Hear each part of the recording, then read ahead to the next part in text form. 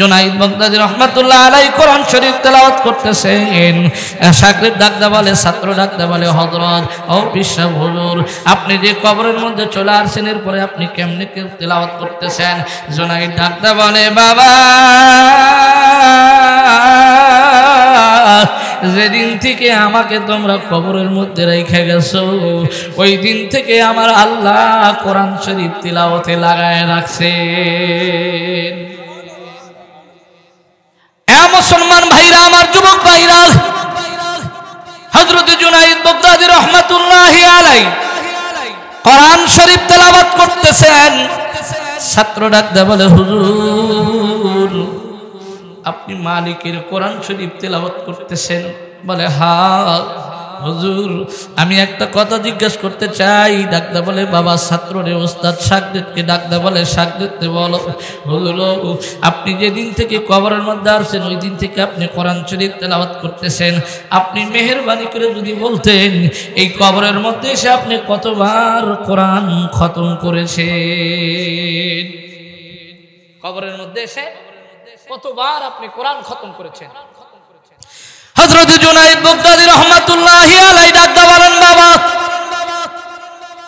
আনুমানিক প্রায় 18,000 বার আমি কবরের মধ্যে কোরআন খতম করেছি। কি বলবেন? সুবহানাল্লাহ বলবেন না আলহামদুলিল্লাহ বলবেন? কয় হাজার বার? কয় হাজার বার? আপনি কয়বার খতম দিয়েছি যুবক ভাইরা? এবছর আল্লাহ পাক মক্কা মদিনায় নিয়েছিলেন। আল্লাহর কসম,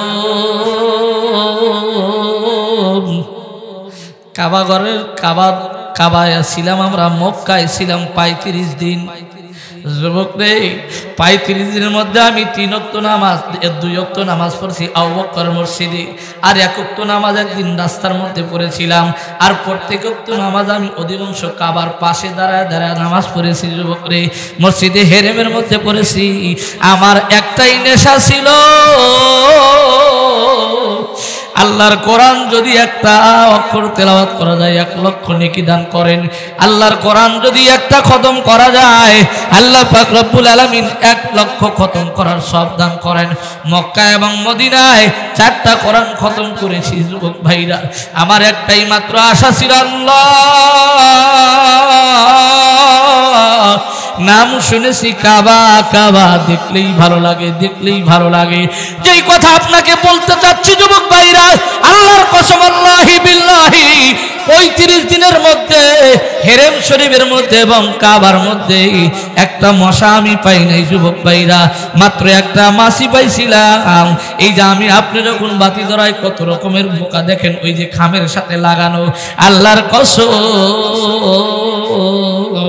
নবীর বরকতে, আল্লাহর ঘরের বরকতে ইব্রাহিম আলাইহিস সালাতু ওয়াস সালাম কাবা বানাইছেন আল্লাহ তাবারক ওয়া তাআলা। কাবার প্রথম মিস্ত্রি ছিলেন ইব্রাহিম।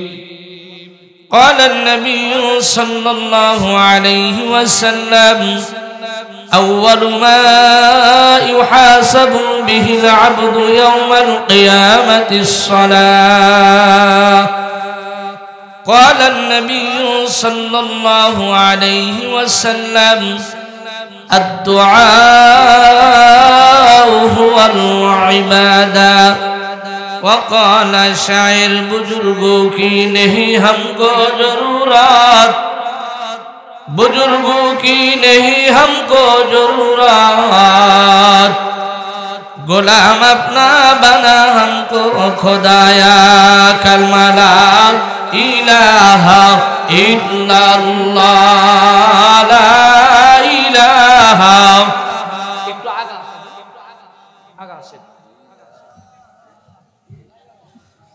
জোরে জোরে, লা ইলাহা ইল্লাল্লাহ, লা ইলাহা। একটু আওয়াজ দেন, লা ইলাহা ইল্লাল্লাহ, আল্লাহ আল্লাহ আল্লাহ আল্লাহ আল্লাহ আল্লাহ। আল্লাহর নাম একটু আওয়াজ দিয়ে বলেন, আল্লাহ আল্লাহ আল্লাহ আল্লাহ আল্লাহ আল্লাহ। লা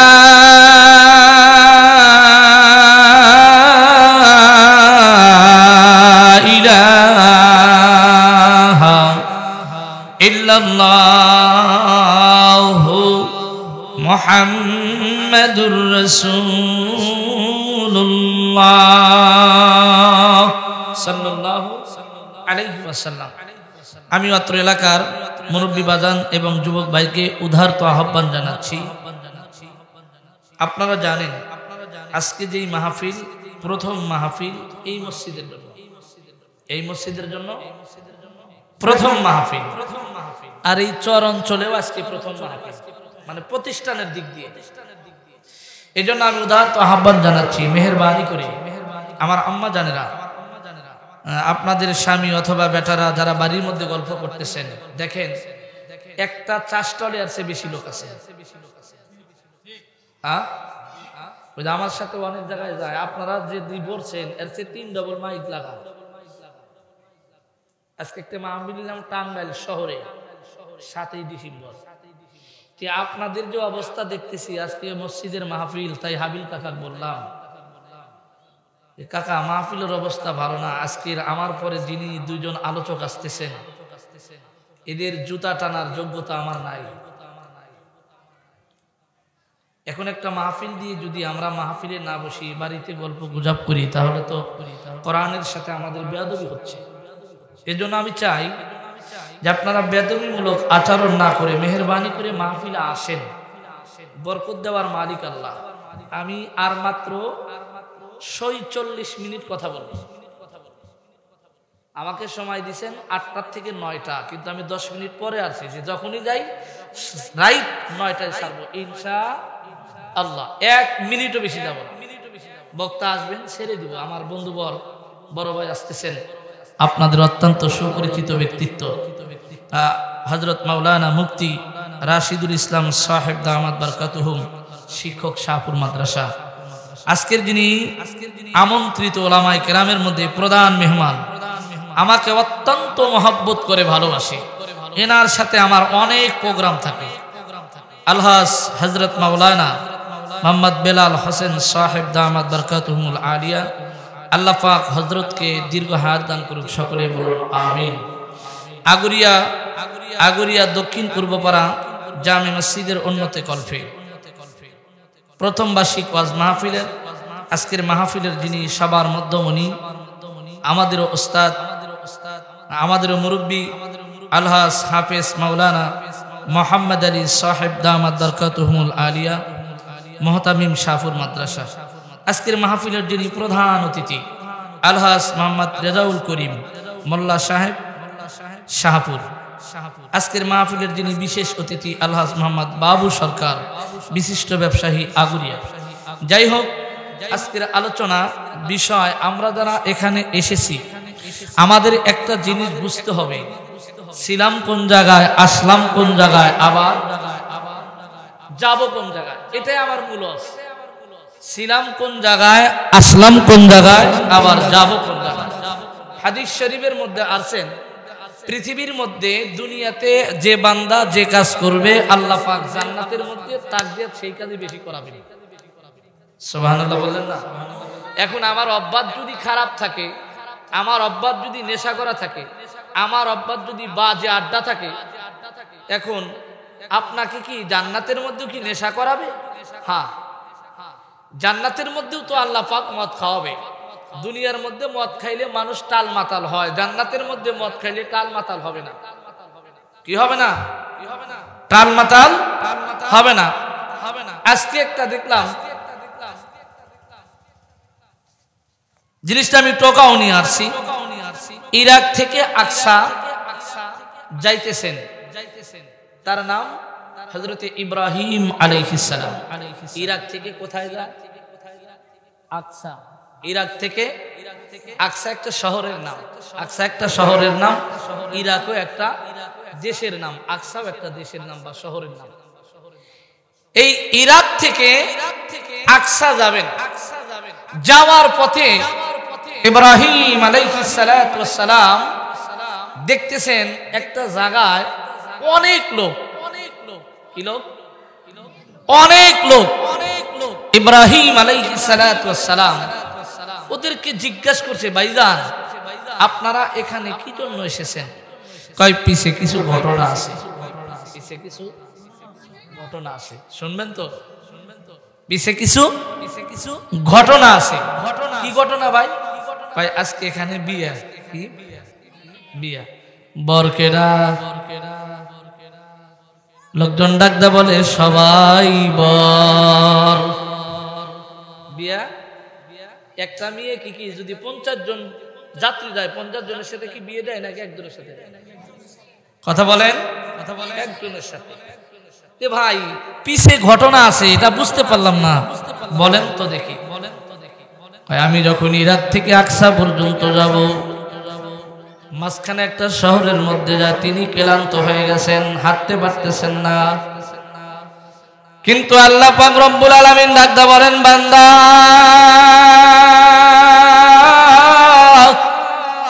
আমি আল্লাহ তাবারক ওয়া তাআলা যুগে যুগে নবী রাসূল পাঠাইলাম, যেই নবীকে যেই জামানার মধ্যে পাঠাইছি ওর চাইতে সুন্দর মানুষ আর কেউ নাই। ঈসা আলাইহিস সালাতু ওয়াস সালামকে যেই জামানার মধ্যে পাঠাইছেন, ঈসার মতো সৌন্দর্য আর ওই জামানার মধ্যে কেউ নাই। ইব্রাহিমকে যখন পাঠাইছেন, ইব্রাহিমের মতো সুন্দর মানুষ আর ওই জামানার মধ্যে কেউ নাই। দাউদ আলাইহিস সালাতু ওয়াস সালামকে যখন পাঠাইছেন, দাউদ আলাইহিস সালাতু ওয়াস সালামের মতো সুন্দর আর কোন নবী নাই।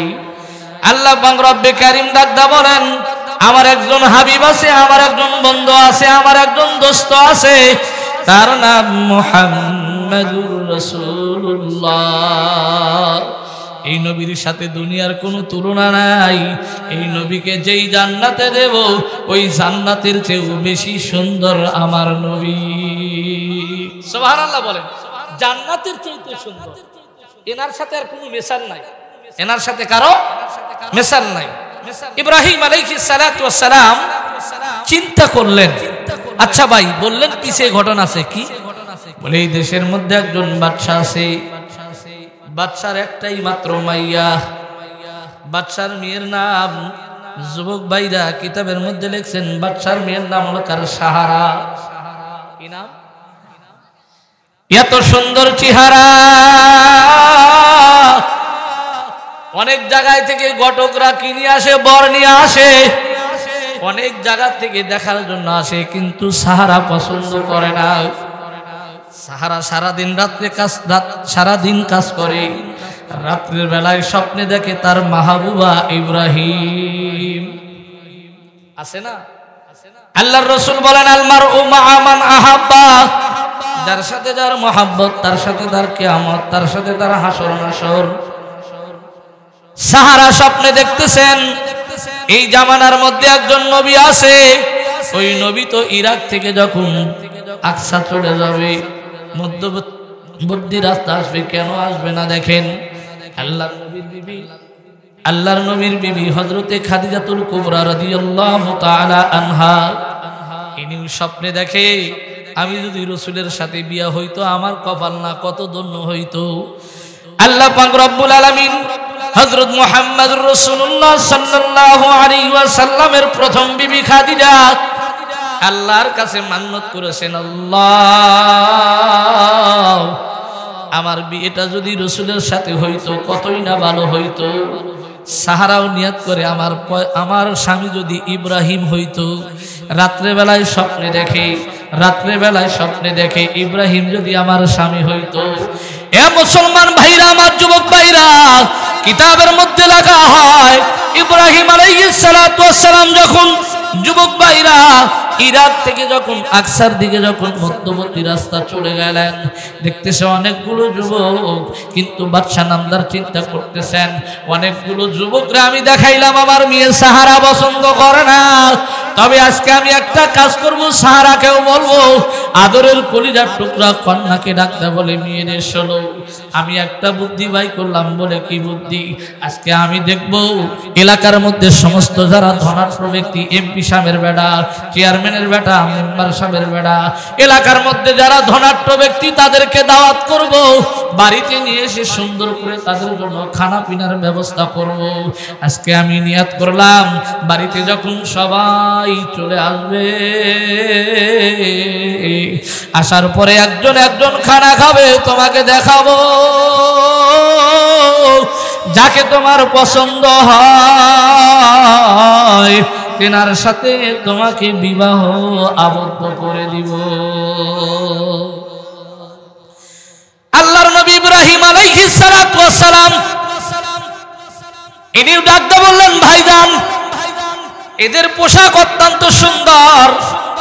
এমপি সাহেবের বেটা গেছেন ঘোড়া নিয়া, আবার মন্ত্রীর বেটা আসছেন উট নিয়া, এক একজন এক একটা যানবাহন নিয়ে আসছে। কিন্তু ইব্রাহিম আলাইহিস সালাতু ওয়াস সালামের কোনো যানবাহন নাই। আল্লাহর নবী, আল্লাহর বন্ধু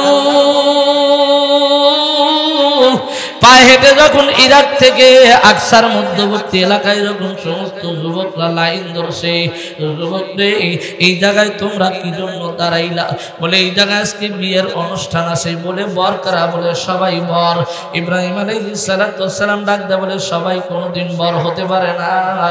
বলে হ্যাঁ, বাদশা নামদার বলেছেন আমার একটাই মাত্র কন্যা, যার নাম সাহারা। ইনি যাকে পছন্দ করবে তার সাথে বিয়ে হবে। এই জন্য আমি এমপি মন্ত্রী মিনিস্টারদের পুত্রদেরকে আমি দাওয়াত করলাম, বেটাদেরকে দাওয়াত করলাম, এলাকার যারা ধনাঢ্য ব্যক্তি তাদেরকে দাওয়াত করলাম। এই জন্য ইব্রাহিম আলাইহিস সালাতু ওয়াস সালাম আল্লাহকে ডাকতে বলে, আল্লাহ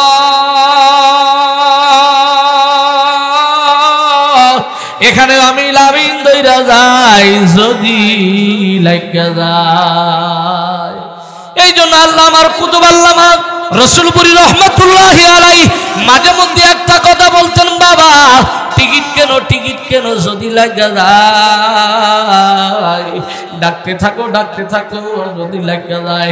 কেন ডাকবেন না? মালিক আমার বলেন, আল্লামাহুল বায়ান। আল্লাহু আকবার বলেন। এ মুসলমান ভাইরা, আমার যুবক ভাইরা, কেন ডাকবেন না? আমার আল্লাহ তাবারক ওয়া তাআলা ডাকতে বলেন, আল্লামাহুল বায়ান। আমি তোমাকে জবান দিলাম, এই জবান দিয়ে যদি তোমার বাবারে ডাকো বাবা খুশি হয়, এই জবান দিয়ে যদি বড় ভাইকে বড় ভাই বলিয়া ডাক দাও ভাই খুশি হয়, এই জবান দিয়ে যদি চাচারে ডাক দাও চাচা খুশি হয়, এই জবান দিয়ে যদি মাকে ডাকো মা খুশি হয়। আমি তোমার মারে বানাইলাম, আব্বারে বানাইলাম, খালুরে বানাইলাম, খালারে বানাইলাম, আত্মীয় স্বজনরে বানাইলাম। এই জবান দিয়ে তাদেরকে ডাকলে যদি তারা খুশি হয়, আর এই জবান দিয়ে যদি আমারে ডাকো আমি মাওলা কত খুশি হই। এ মুসলমান ভাইরা, আমার মালিক কেমন মালিক দেখেন।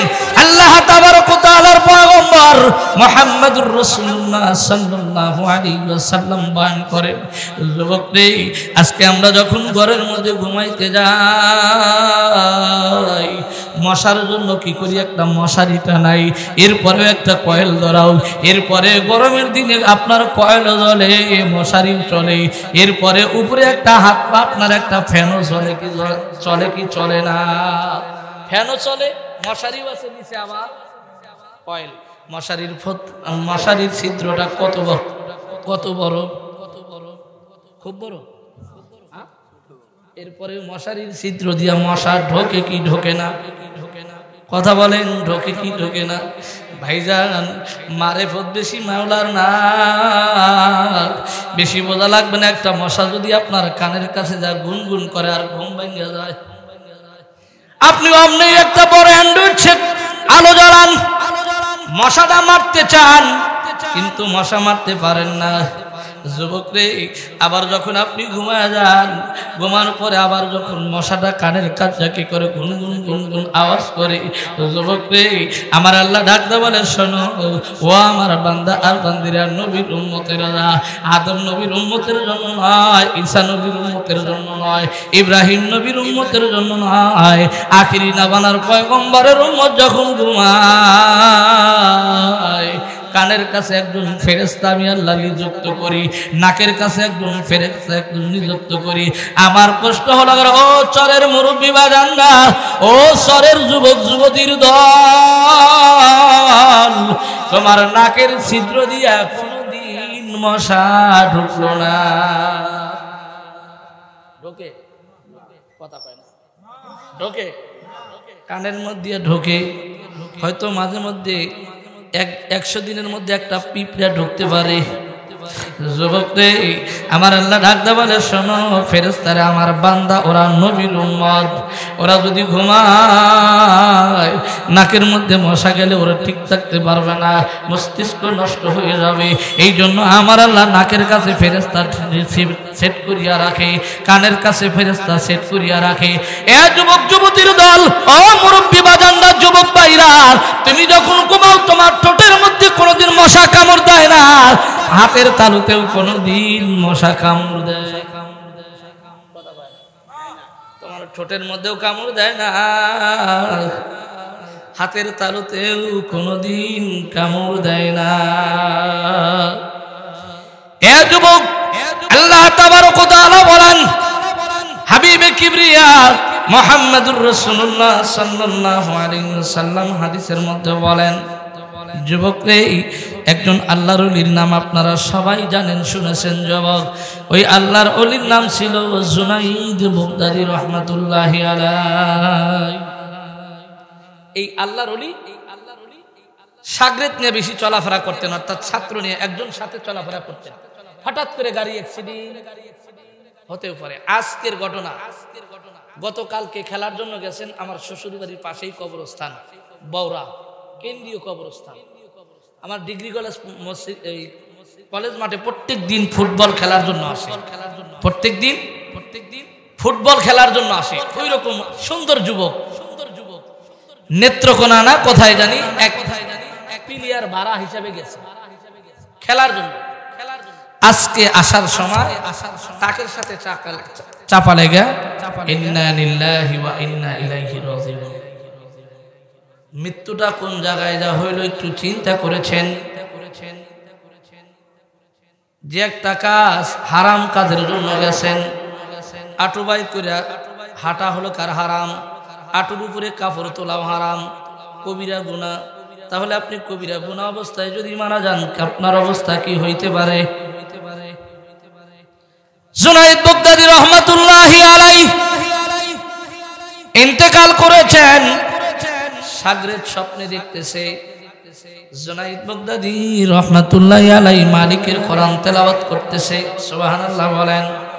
কারণ আমি একটু আগেই বলেছি, হাদিসের মধ্যে আল্লাহর রাসূল বলেন, দুনিয়ার মধ্যে যারা যত ভালো কাজ করবে, কবরের মধ্যে আল্লাহ পাক তাদেরকে ওই কাজই বেশি বেশি করাবেন। আপনি দুনিয়ার মধ্যে একবার সুবহানাল্লাহ বলবেন, আল্লাহ পাক রব্বুল আলামিন কবরের মধ্যে আপনাকে বেশি বেশি সুবহানাল্লাহ বলাবে। দুনিয়ার মধ্যে আলহামদুলিল্লাহ বলবেন, কবরের মধ্যে আলহামদুলিল্লাহ জিকির আপনাকে বেশি করাবে। দুনিয়ার মধ্যে আপনি কোরআন তেলাওয়াত করবেন, আপনাকে বেশি বেশি কোরআন তেলাওয়াত করাবে। জুনাইদ বাগদাদী রাহমাতুল্লাহ আলাইহি কোরআন শরীফ তেলাওয়াত করতেছেন। শাগরেদ ডাকতে বলে, ছাত্র ডাকতে বলে, হযরত ও বিশ্বাস হুজুর, আপনি যে কবরের মধ্যে চলে আসছেন, এরপরে আপনি কেমনে তেলাওয়াত করতেছেন? জুনাইদ ডাকতে বলে, বাবা, যেদিন থেকে আমাকে তোমরা কবরের মধ্যে রেখে গেছো, ওই দিন থেকে আমার আল্লাহ কোরআন শরীফ তিলাওয়াতে লাগায় রাখছে। এ মুসলমান ভাইরা, আমার যুবক ভাইরা, হযরত জুনাইদ বাগদাদী রাহমাতুল্লাহি আলাইহি কোরআন শরীফ তেলাওয়াত করতেছেন। ছাত্র ডাকতে বলে, হুজুর, আপনি মালিকের কোরআন শরীফ তেলাওয়াত করতেছেন? বলে, হ্যাঁ। হুজুর আমি একটা কথা জিজ্ঞেস করতে চাই। ডাকতে বলে বাবা ছাত্ররে ওস্তাদ, শাগরেদকে ডাকতে বলে শাগরেদকে বলো। হুজুর আপনি যেদিন থেকে কবরের মধ্যে আসছেন ওই দিন থেকে আপনি কোরআন শরীফ তেলাওয়াত করতেছেন, আপনি মেহেরবানি করে যদি বলতেন এই কবরের মধ্যে এসে আপনি কতবার কোরআন খতম করেছেন? কবরের মধ্যে এসে কতবার আপনি কোরআন খতম করেছেন? হযরত জুনায়েদ বাগদাদী রাহমাতুল্লাহি আলাইহি ডাকতে বলেন বাবা আনুমানিক প্রায় 18,000 বার আমি কবরের মধ্যে কোরআন খতম করেছি। কি বলবেন? সুবহানাল্লাহ বলবেন না আলহামদুলিল্লাহ বলবেন? কয় হাজার বার? কয় হাজার বার? আপনি কয়বার খতম দিয়েছি যুবক ভাইরা?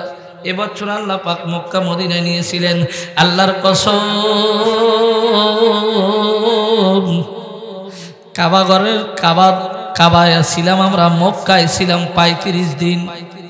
যুবক রে 35 দিনের মধ্যে আমি 3 ওয়াক্ত নামাজ, 2 ওয়াক্ত নামাজ পড়ছি আবু বকর মসজিদে, আর 1 ওয়াক্ত নামাজ একদিন রাস্তার মধ্যে পড়েছিলাম, আর প্রত্যেক ওয়াক্ত নামাজ আমি অধিকাংশ কাবার পাশে দাঁড়ায় দাঁড়ায় নামাজ পড়েছি। যুবক রে মসজিদে হেরেমের মধ্যে পড়েছি।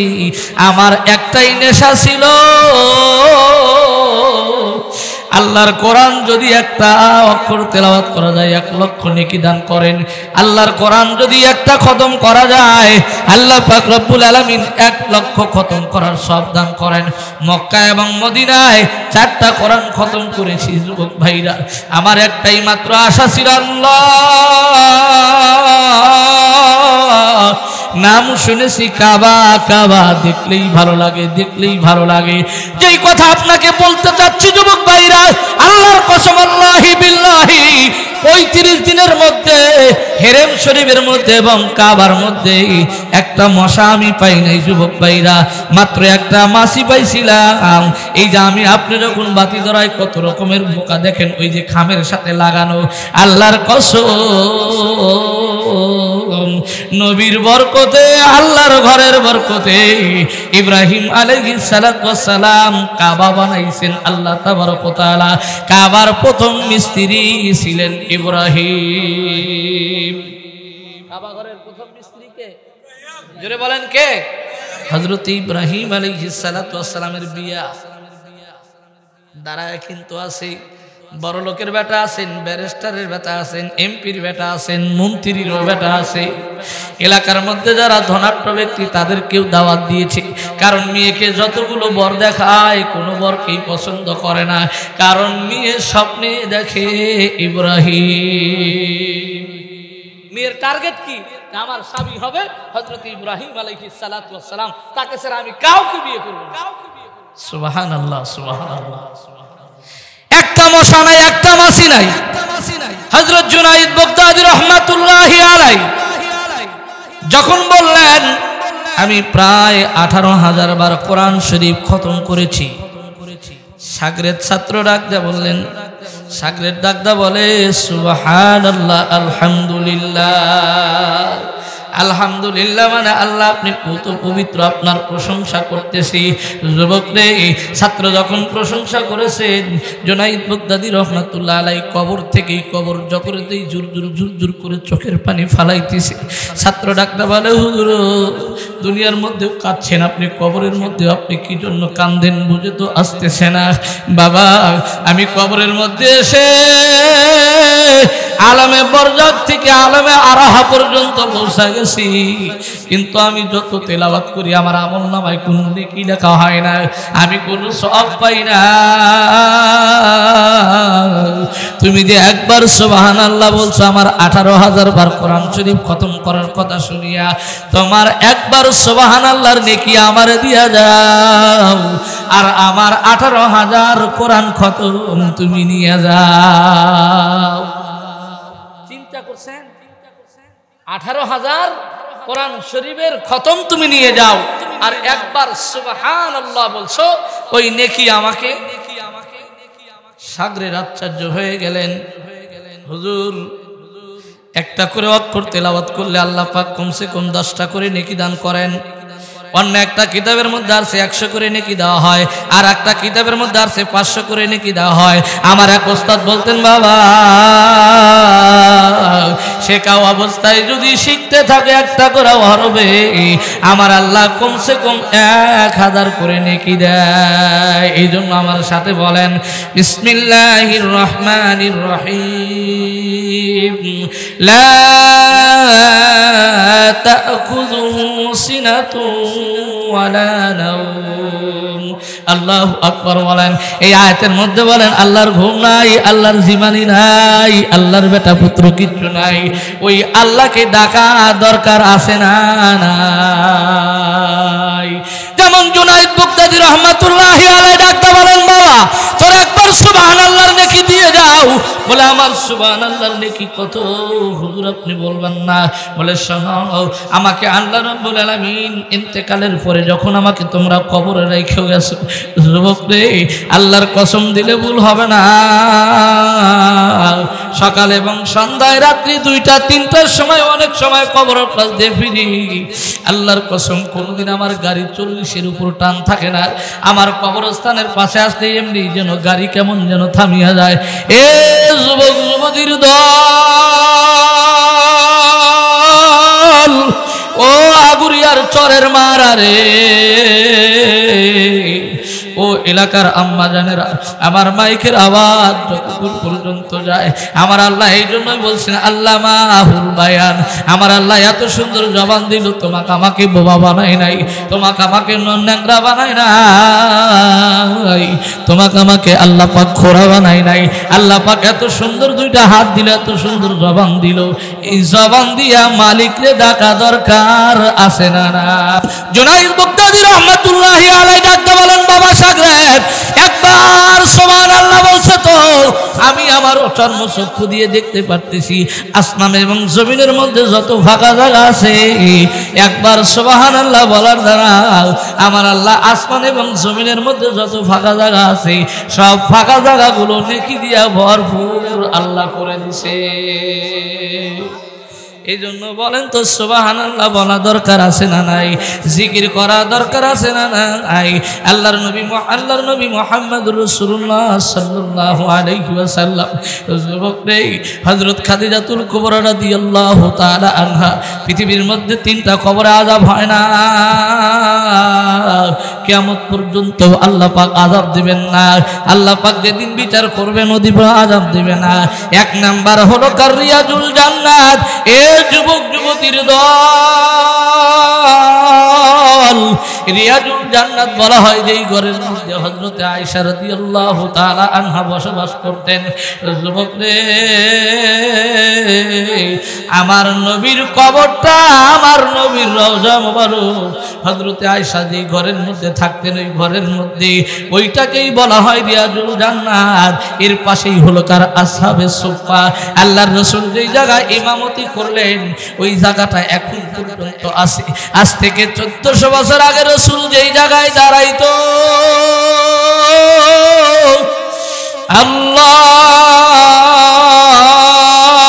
আল্লাহ আমার আল্লাহ রাসূলের পাশে যখন সালাম দিলাম, আসসালাতু ওয়াসসালামু আলাইকা ইয়া রাসূলুল্লাহ, আসসালাতু ওয়াসসালামু আলাইকুম ইয়া ইয়াসিন, আসসালাতু ওয়াসসালামু আলাইকা ইয়া নবিয়াল্লাহ, আসসালাতু ওয়াসসালামু আলাইকা ইয়া হাবিবাল্লাহ।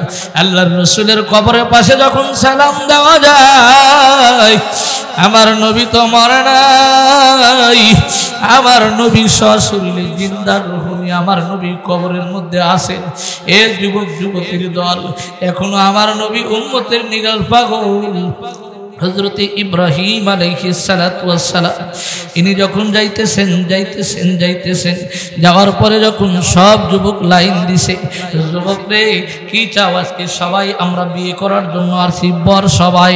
ইব্রাহিম আলাইহিস সালাতু ওয়াস সালামের পোশাকটা তেমন ভালো না, কিন্তু চেহারা সবচেয়ে সুন্দর। কত সুন্দর চেহারাওয়ালা লোক ওই লাইনের মধ্যে একটা না।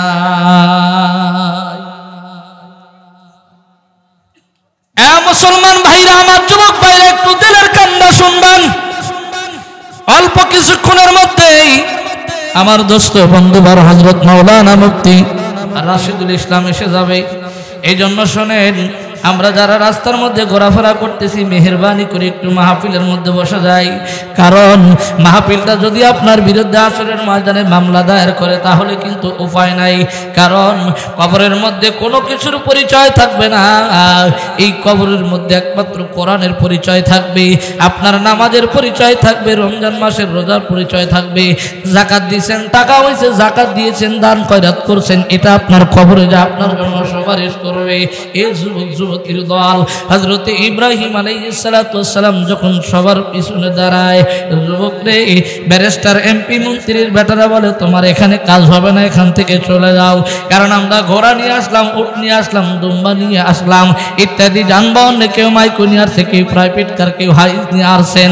কারণ সবার চেহারাটা ভালো, কাপড় চোপড় সুন্দর, এত সুন্দর থেকে কোনোদিন নোংরা কাপড় চোপড় পরিধান করে আসছো, তোমাকে কিন্তু পছন্দ করবে না, যা চলে যাও। ইব্রাহিম আলাইহিস সালাতু ওয়াস সালাম মালিককে ডাকতে বলে, আল্লাহ আপনি যদি অনুমতি দেন তাহলে এই মেয়েকে বিয়ে করার জন্য যদি লেখা দেয় আমিও লাইনে দাঁড়াবো। এ মুসলমান ভাইরা, আমার যুবক ভাইরা, হযরত ইব্রাহিম আলাইহিস সালাতু ওয়াস সালাম সবার সাথে যখন দাঁড়ায় গেলেন, ভাইজান বাদশা নামদার তার মেয়ে সাহারাকে ডাকতে বলে, মেয়েরা আসো, বর নিয়ে এসেছি অনেকগুলো, যাকে পছন্দ হয় তাকে সুন্দর করে খাওয়াবো, খাওয়ানোর পরে তারপরে তোমাকে তার সাথেই বিয়ে দিব। সাহারাও বললেন ঠিক আছে, কিন্তু সাহারাকে আমার মালিক জানায় দিছে, সাহারা যার জন্য তুমি পাগল ওই নবী কিন্তু ইরাক থেকে আকসা যাইতেছেন হিজরত করার জন্য, ইনি কিন্তু যাইতেছেন, যদি লাগা যায় তুমি যদি পছন্দ করো হয়ে যাবে। যুবক রে, অনেকগুলো যুবক যখন দেখতে দেখতে যখন সুন্দর যুবকগুলা যখন চলে গেল, ভালো পোশাকের যুবকগুলা যখন চলে যায়, যখন ইব্রাহিম আলাইহিস সালাতু ওয়াস সালামের সাহারার যখন চোখ পড়ে গেছে, ইব্রাহিম আলাইহিস সালাতু ওয়াস সালামকে যখন দেখছে এমন একটা নূরের ঝলক দিয়েছে, সাহারা ডাকতা বলে, বান্ধবীরা আমাকে তোরা তাড়াতাড়ি সাজায় দাও, কিছুক্ষণের মধ্যে আমার বর আসবে, আমার স্বামী আসবে। এ যুবক যুবতীর দল, সাহারার চোখের মধ্যে পানি, বান্ধবীরা আসলেন তাকে সাজগুজ করায় দেবে। বান্ধবীরা ডাকদা বলে, কি ব্যাপার তুমি কান্দো কেন? বলে আজকে আমি এই জন্যই কান্দি, আমার মালিকের প্রতি খুশি, আমার মালিকের কাছে চাইছিলাম এই জামানার যিনি নবী হবেন ইব্রাহিম আলাইহিস সালাতু ওয়াস সালাম। কারণ যেই নবীকে আল্লাহ তাবারক ওয়া তাআলা আঙ্গুল দিয়া দুধ খাওয়াইতেন, যেই নবীকে আল্লাহ রব্বুল আলামিন আঙ্গুল দিয়া মধু খাওয়াইতেন, যেই নবীকে আল্লাহ তাবারক ওয়া তাআলা আঙ্গুল দিয়া পানি খাওয়াইতেন, যেই নবীকে আল্লাহ তাবারক ওয়া তাআলা আঙ্গুল দিয়া শরাব খাওয়াইতেন। জান্নাতের মধ্যে 4টা খাবার থাকবে, এই জান্নাতের মধ্যে 4টা খাবার সর্বপ্রথম ইব্রাহিমকে খাওয়ায়। কোনো মার্কেট থেকে কেনা লাগে নাই, কোনো দোকান থেকে কেনা লাগে নাই, কোনো বাজার থেকে কেনা লাগে নাই। আমার আল্লাহ জান্নাতি 4টা খাবার ইব্রাহিমের আঙ্গুল দিয়ে বাহির করেছে। ওই যে নবী দেখা যায়, ওই নবীকে আমি যদি, ওই লোকটা যদি গরিব হয়, ওই ইব্রাহিম ছাড়া আমি কাউরে বর মানব না। সবাই যখন চলে গেল, ইব্রাহিম আলাইহিস সালাতু ওয়াস সালাম যখন কাছে চলে গেছে, সাহারা খপ করিয়া হাত ধরিয়া রাখতে বলে, শোনো যুবক রে, তুমি আজকে থেকে আমার স্বামী, তুমি আমাকে স্ত্রী হিসেবে কবুল করে নাও। সাহারা টুকটুক করে যখন বাবার কাছে বাদশা নামদারের কাছে নিয়ে গেলেন, বাদশা নামদার ডাকতে বলে, সাহারা এনার পোশাকটা তেমন ভালো না, তুমি এমন একটা যুবক পছন্দ করলা। সাহারা ডাকতে বলে, আব্বু যেই নবীর জন্য আল্লাহ পাক কোরআনের আয়াত নাযিল করেছেন, কুল্লা ইয়া নারু কুনি বারদাম ওয়া সালামান আলা ইব্রাহিম, আল্লাহ কেমন করে সাবধান করে দেয় আগুন, ও কিন্তু আমার দোস্ত, আমার খলিল, সাবধান আগুন, তুমি ঠান্ডা হয়ে যাও। এ মুসলমান ভাইরা, আমার যুবক ভাইরা, হযরত ইব্রাহিম আলাইহিস সালাতু ওয়াস সালাম সাহারাকে বিয়ে করলেন, কিন্তু দেখেন কেমন বিয়ে, বাদ্য বাজাবে, গান বাজনা করবে। ইব্রাহিম আলাইহিস সালাতু ওয়াস সালাম ডাকদা বলে, বাদশা নামদার, আপনার মেয়েকে বিয়ে করতে পারি, তবে আমার একটা শর্ত, আপনার মেয়ের বিয়ের মধ্যে কোনো আপনি বাদ্য গান বাজনা করতে পারবেন না, তাহলে কিন্তু আপনার মেয়েকে আমি বিয়ে করব না। সারা ডাকদা বলে, আব্বু কোনো অনুষ্ঠান লাগবে না, মেহেরবানি করে আমাকে ইব্রাহিমের হাতে দিয়ে দেন। ইব্রাহিম আলাইহিস সালাতু ওয়াস সালাম ডাকদা বলে, সারা রে শোনো, এই জামাই কিন্তু ঘর জামাই থাকবে না, এই জামাই ঘর জামাই থাকবে না। কারণ তোমার বাবার তো টাকা পয়সার অভাব নাই, ধন দৌলতের অভাব নাই, এখানে থাকলে ইমারতের অভাব নাই, বিল্ডিং এর অভাব নাই, এখানে থাকলে তিনি সুন্দর পরিবেশে থাকতে হবে, সুন্দর পরিবেশে তিনি থাকতে পারবে। এই জামাই কিন্তু ঘর জামাই থাকবে না, এই জামাই কিন্তু ইরাক থেকে বসরা যাইতেছে, আকসা যা, ইরাক থেকে কোথায় যায়? আকসা যাবে। কিন্তু ঘটনা কমে রাস্তার মধ্যে মিলে গেছে সারা। আল্লাহু আল্লাহ